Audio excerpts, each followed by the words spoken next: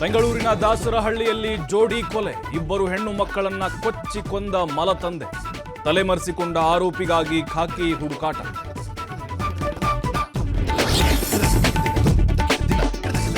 ಹುಬ್ಬಳ್ಳಿಯ ಅಂಜಲಿ ಅಂಬಿಗೆ ಹತ್ಯೆ ಪ್ರಕರಣ, ಕೋರ್ಟ್ಗೆ ಚಾರ್ಜ್ ಶೀಟ್ ಸಲ್ಲಿಸಿದ ಪೊಲೀಸರು, ನಂಬರ್ ಬ್ಲಾಕ್ ಮಾಡಿದ್ದಕ್ಕೆ ಕೊಲೆಯೆಂದು ಉಲ್ಲೇಖ.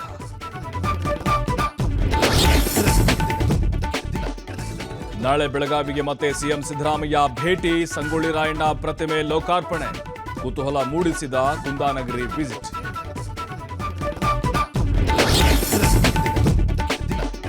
ಸರ್ಕಾರದ ಯೋಜನೆಗೆ ಅಡ್ಡಿಯಾಗ್ತಾ ಇದೆಯಾ ಶಿಕ್ಷಕರ ಕೊರತೆ, ನುರಿತರು ಇಲ್ಲದೆ ಸ್ಕೀಮ್ಗೆ ಹಿನ್ನಡೆ, ಎಲ್ಕೆಜಿ ಯುಕೆಜಿಗೆ ತರಬೇತಿ ಟೀಚರ್ಸ್ ನೇಮಿಸಲು ಒತ್ತಾಯ.